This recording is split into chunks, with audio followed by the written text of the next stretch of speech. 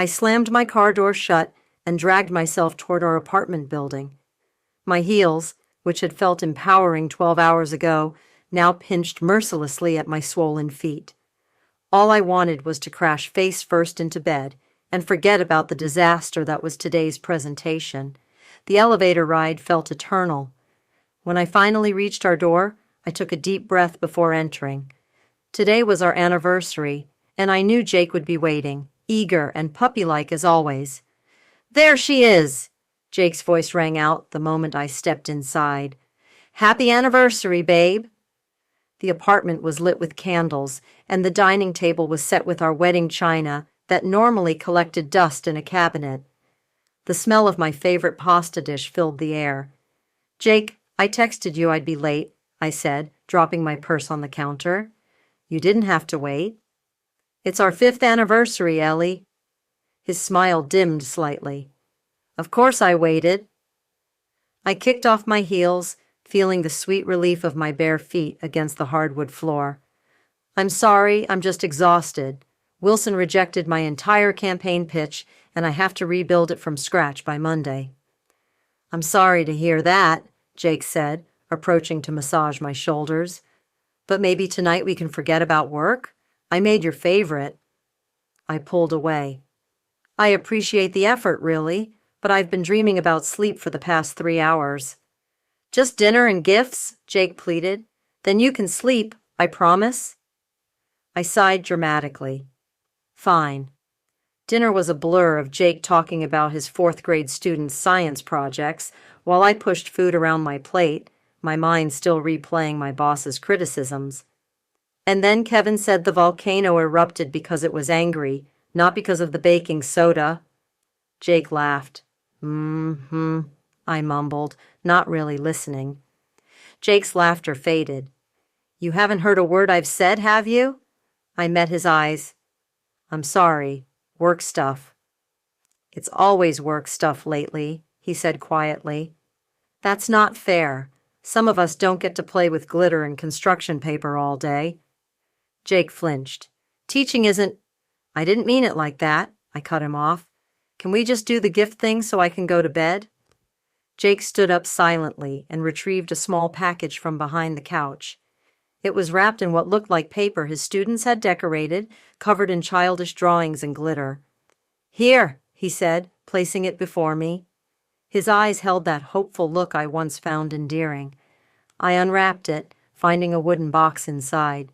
It was clearly handmade, the edges not quite perfect, the finish slightly uneven. I opened it, and a tinny melody began to play. "Is that our wedding song?" I asked, trying to mask my disappointment. "I made it myself," Jake said eagerly. "Took a woodworking class for 3 months to learn how—" I couldn't help it. I rolled my eyes. "You took classes to make this?" Jake's face fell. "There's more to it. See these little folded papers inside? I wrote down a special memory from each year of our marriage." "That's nice." I closed the box, cutting off the music. "Did you keep the receipt for the class? Must have been expensive." "Ellie, it's not about the money." I know. It's the thought that counts." I placed the box on our bookshelf without opening any of the notes. "Thanks." "You don't like it," Jake said flatly. "It's not that I don't like it. It's just—" "I don't know, Jake. We've been married 5 years. I thought maybe jewelry or something." "Something expensive, you mean?" "Don't put words in my mouth," I snapped. "I've had a hellish day. I'm going to bed." "So that's it? 5 years and you can't even read one note?" "I'll read them tomorrow," I lied. "I'm too tired to appreciate them now." Jake stared at me for a long moment. "Fine. Good night." "You're not coming?" "I think I'll stay up a while," he said. In the morning, I found Jake asleep on the couch, still in yesterday's clothes. I felt a twinge of guilt, but pushed it away. He was being dramatic. I shook his shoulder. "Hey, you'll be late for school." Jake opened his eyes slowly. "Morning." "About last night," I started. "Don't worry about it," he interrupted, sitting up. "You're upset." "I'm fine, Ellie." Look, I was tired and stressed. The box is creative. Jake stood up. I need to shower. For the next week, Jake was unusually quiet. He stopped asking about my day, stopped sharing stories about his students. At first, I thought he was sulking about the gift, but then I noticed other changes. "You're late," I remarked one evening when he came home after 7 p.m. "Parent-teacher conferences," he said, setting his bag down. "On a Friday? Some parents can only meet after work hours." His phone buzzed. He glanced at it and stepped onto our balcony to take the call. When he returned, I asked, "Who was that?" "Just school stuff," he answered vaguely. This pattern continued for weeks. Late nights, private calls, distracted conversations. One night I reached for him in bed, and he turned away, claiming a headache. "Are you still mad about the anniversary?" I finally asked over breakfast. Jake looked surprised. "What? No." "Then what's going on? You're never home anymore." "I'm busy. End of the school year is always hectic." "You're avoiding me." Jake sighed. "Not everything is about you, Ellie." Before I could respond, he grabbed his keys. "I'll be late tonight. Don't wait up." That weekend, we attended our friend's barbecue. I was chatting with Lisa when I noticed her husband Mark and Jake in serious conversation across the yard. "Everything okay with you guys?" Lisa asked suddenly. "Why wouldn't it be?" "Just asking." She gave me an odd look. "Jake seems different lately." "He's been moody since our anniversary," I admitted. Apparently, my reaction to his gift wasn't enthusiastic enough. Lisa frowned. "What gift?" "A handmade music box. Sweet, but—" "That sounds thoughtful," she said carefully. "I guess I was expecting something more substantial for 5 years." Lisa's expression changed. "You know, not everything valuable comes with a price tag." "Not you two," I groaned. "It's just a gift." When Jake joined us, Lisa hugged him tightly, too tightly for casual friends. "How are you doing?" she asked with strange intensity. "I'm good," Jake replied, not meeting her eyes. On the drive home, I asked, "What was that about with Lisa?" "Nothing. She's just being nice." "Everyone's acting weird around us." Mark barely spoke to me. Jake kept his eyes on the road. "Maybe they have their own issues." The following week, my sister Sarah invited me to lunch. "How's Jake?" she asked immediately after we sat down. "Fine, I guess. Distant. Working late a lot." Sarah fidgeted with her napkin. "Have you two been talking?" "What's with the 3rd degree? Did he say something to you?" "No, nothing specific. Just maybe pay more attention to your marriage?" I stabbed at my salad. "Everyone's suddenly an expert on my relationship." "I'm worried about you two, that's all." "Well, don't be. We're fine." But we weren't fine. Jake continued to withdraw. Some nights he didn't come home until I was already asleep. When I confronted him, he claimed he was grading papers at school where it was quiet. "Since when do you need quiet away from me?" I demanded. "Since you made it clear my presence is an inconvenience," he shot back. "That's not fair." "Isn't it? When was the last time you asked about my day, or listened when I told you without checking your phone?" I felt my defenses rise. I have a demanding job, and I don't, because I teach children instead of making ads for products nobody needs? His words stung. That's a low blow. "Maybe I'm tired of being the only one who cares about us," Jake said quietly. "If you've got something to say, just say it," I challenged. Jake shook his head. "There's nothing left to say." As May turned to June, Jake became pale and lost weight. When I mentioned it, he blamed end-of-year stress. I didn't push it. My promotion was finally within reach, and I was working longer hours than ever. One night I came home to find Jake's college friend Ryan sitting in our living room. "Hey, Ellie," Ryan said awkwardly. "Ryan? Surprise visit?" "Just checking on Jake, Sinchwarel," he replied, standing up. "I should get going." After he left, I turned to Jake. "Since when does Ryan check on you?" "We've kept in touch."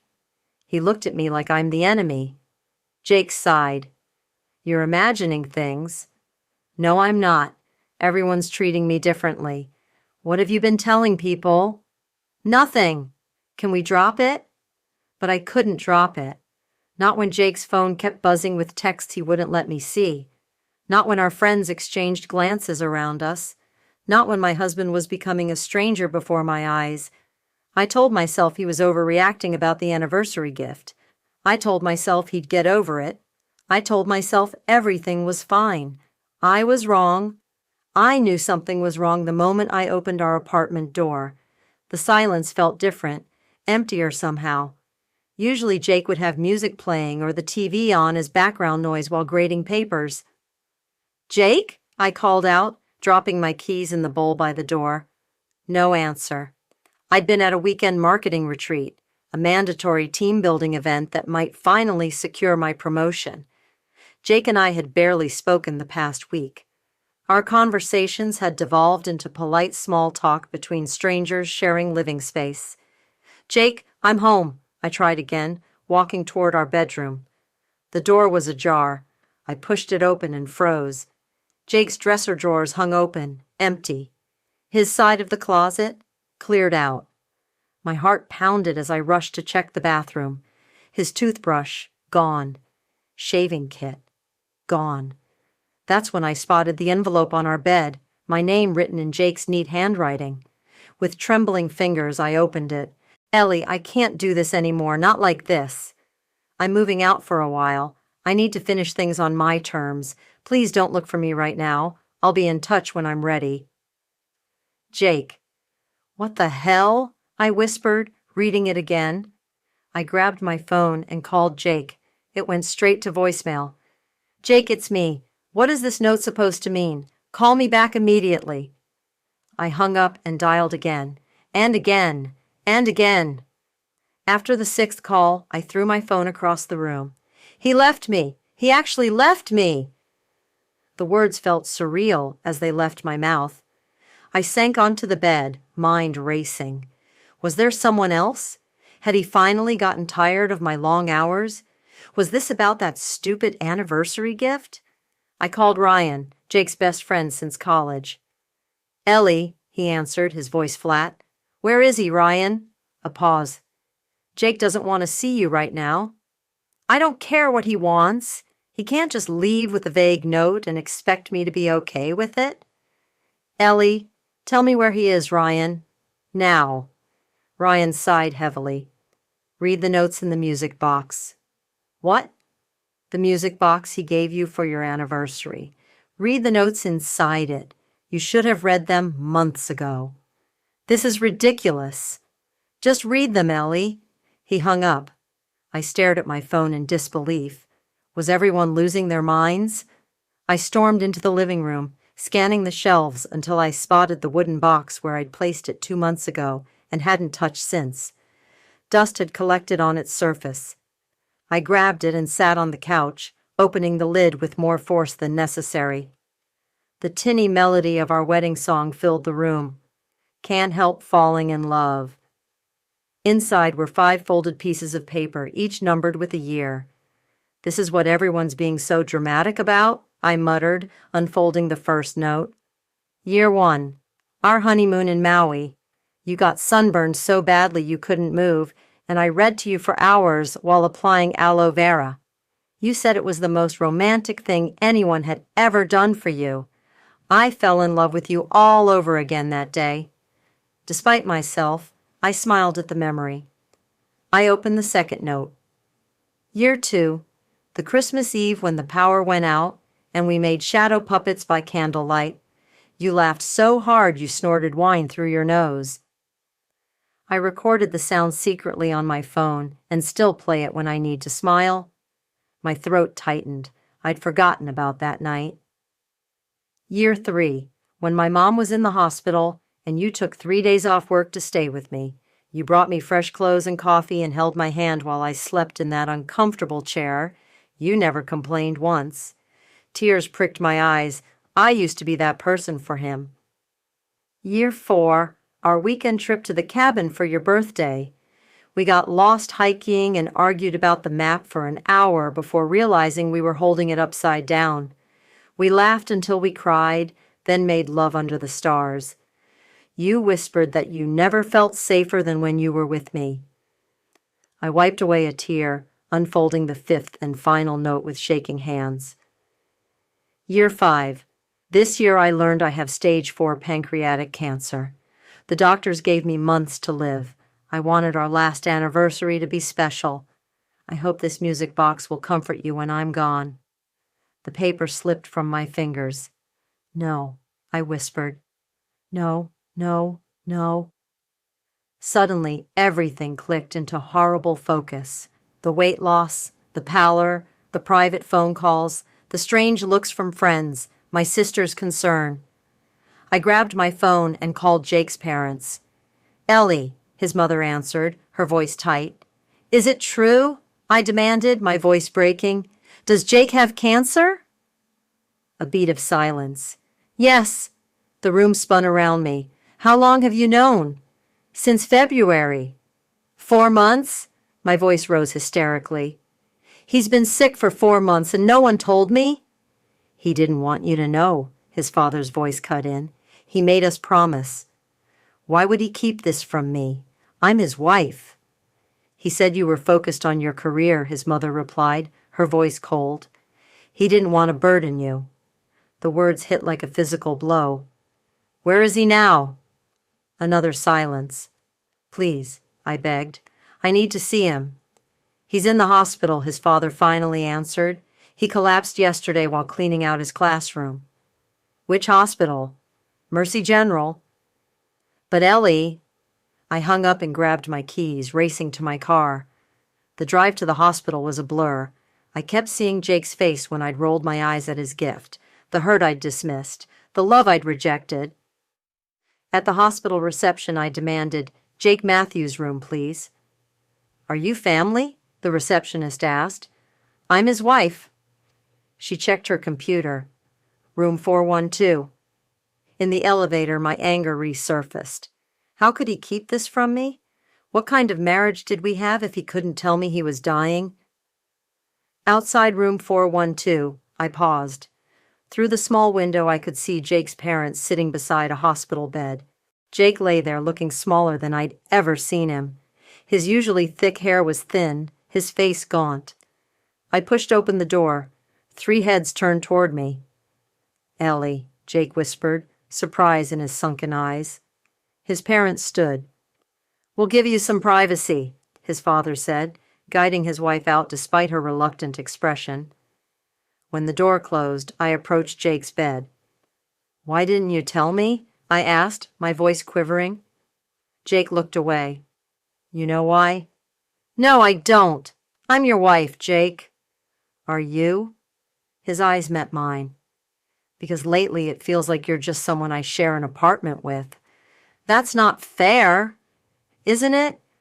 When was the last time you really saw me, Ellie? The night of our anniversary. I was going to tell you everything. I had it all planned. Dinner, then the gift, then the truth.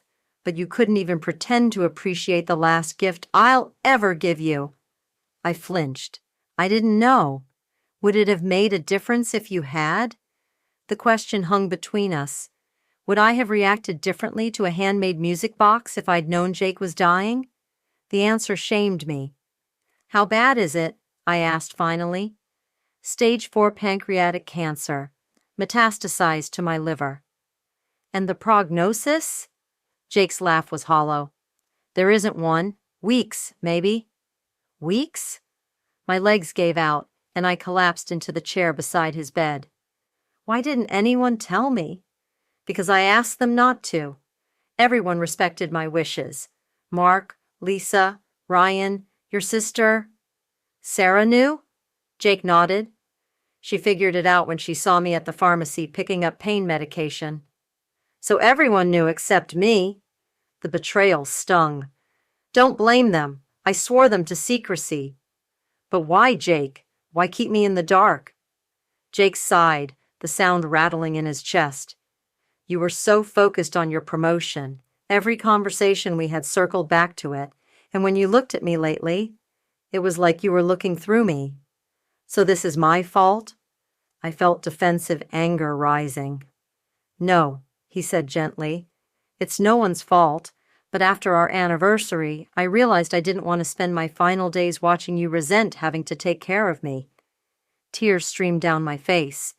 I wouldn't have resented it. Wouldn't you? Jake asked softly. Be honest, Ellie. Not with me, but with yourself. I couldn't answer because I didn't know. The person I'd become might have resented the interruption to her carefully planned career trajectory.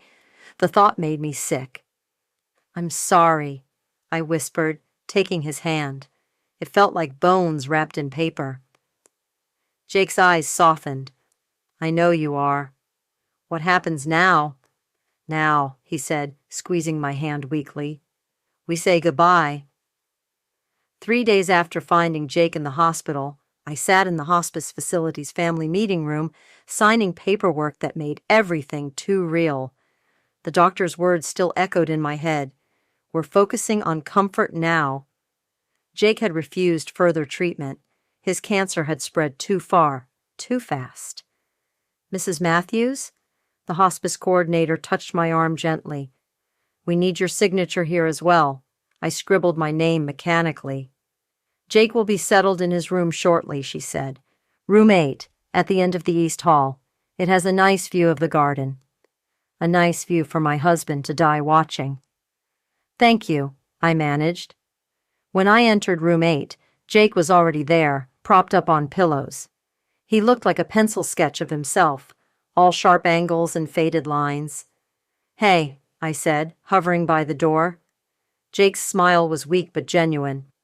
Hey, yourself. I moved to his bedside, dropping into the visitor's chair. How are you feeling? Like I've been hit by a truck? He reached for my hand. I'm sorry I left like that. You're sorry? I choked out.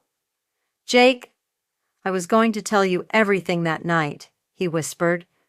But when you dismissed the gift, I just couldn't bear to add my illness to your annoyances. His words cut deeper than any accusation could have. I'm taking a leave of absence from work, I said. I've already talked to HR. Jake's eyes widened. What about your promotion? I don't care about that anymore. Ellie, no, Jake. I'm staying here with you. I'm not wasting another minute. The next morning, I arrived at the hospice with a suitcase. What's this? Jake asked. I'm moving in, I announced, setting up the small pull-out chair beside his bed. They said I could stay 24/7 if I wanted. You don't have to do this. I want to, I said firmly. I've missed too much already. That afternoon, I brought out the music box. I thought we could read these together, I said, opening it. Our wedding song filled the small room. Jake's eyes misted over. You kept it? Of course I did. I unfolded the first note and read it aloud. Year 1, our honeymoon in Maui. We spent hours like that, reliving each memory. I read, and Jake filled in details I'd forgotten, or never noticed in the first place. I can't believe you recorded me snorting wine, I laughed after reading the Pietà di. Jake's eyes twinkled. Want to hear it? You still have it? He pointed to his phone on the nightstand. It's my ringtone for you. When I played it, our laughter mingled together, mine full and healthy, his wheezing but sincere. I'm so sorry, Jake, I said when our laughter faded. I've been awful. Stop apologizing, he said. I don't want your guilt. I just want your presence now. Over the next 2 weeks, I learned more about my husband than I had in 5 years of marriage. We talked for hours about his childhood, his students, his dreams. He told me about the day he was diagnosed, sitting alone in a sterile doctor's office. Why didn't you call me? I asked. You had that big presentation. I didn't want to distract you. I would have come. Would you? Jake asked, not unkindly. The question lingered between us. The old Ellie wouldn't have. The thought made me ill. Jake's parents visited daily. At first they were cold toward me, but as they saw me camped out in Jake's room day after day, Their attitudes softened. "He lights up when you're around," his mother told me one afternoon while Jake napped. "That's all I've ever wanted for him." Sarah brought us homemade meals. Ryan visited with photo albums from college. Jake's students made cards that we taped to the walls. "Read to me?" Jake asked one evening. I picked up the novel we'd started together, his favorite. "Chapter 12, I began. The stars hung low that night. I read until Jake's breathing deepened. I thought he was asleep when he murmured, "I'm not afraid, you know." "Of what?" "Dying." His eyes remained closed. "I'm just sad about all the things I'll miss. Your birthday, Christmas, the way your nose crinkles when you're concentrating." I swallowed hard. "Jake, I'm glad you're here now," he whispered. "That's all that matters." As the days passed, Jake grew weaker. The hospice nurses increased his pain medication. He slept more, spoke less. One evening, while rain tapped gently against the window, Jake's eyes fluttered open. "Dance with me," he said suddenly. "What?" "Our song. I want to dance with you. Jake, you can barely stand." "Please? How could I refuse?" I helped him up, supporting most of his weight. I opened the music box on the bedside table, and our wedding song played. We swayed together beside his bed, barely moving. "Remember our first dance?" Jake murmured against my hair. "You stepped on my dress and nearly pulled it down." He laughed softly. "Your father almost punched me." "He did not." "Did too. Asked me later if I did it on purpose." We shuffled slowly for another minute before Jake's strength gave out. I helped him back to bed. "Thank you," he whispered. The next morning, Jake didn't wake up. The hospice doctor said he'd slipped into a coma. "It won't be long now," she told me gently. I sat beside him, holding his hand, talking about nothing and everything. I played our wedding song on repeat from the music box. "I'm learning to appreciate the small moments, Jake," I told him. "I wish I'd learned sooner." As the sun set, casting golden light across his bed, Jake's breathing changed. The nurse gave me a knowing look and stepped outside. "It's okay," I whispered, stroking his hair. "You can go now. I'll be okay." As our wedding song played one more time, Jake took his final breath, his hand going slack in mine. 3 days after the funeral, I found another note hidden in a secret compartment of the music box. "For after I'm gone, Ellie, my love. If you're reading this, I've left you. Please know that loving you was the great privilege of my life. Don't waste time on regret. We had 5 beautiful years. Live fully. Find joy in small moments. That's where life really happens. All my love, always Jake." 1 year later, I stand in front of a classroom of 4th graders, just like Jake used to. After his death, I couldn't bear returning to marketing. Instead, I went back to school for a teaching credential, specializing in music education, Jake's passion. On my desk sits the wooden music box. I open it sometimes when the children are working, letting our song play softly. I've learned to appreciate the small moments, just as Jake wanted. The excited gasp of a child who finally masters a difficult piece. The way sunlight streams through classroom windows on winter afternoons. The simple joy of being present. Jake taught me what really matters, not in the years we shared, but in the weeks we had left. It wasn't enough time, but it was ours, and I cherish every moment now,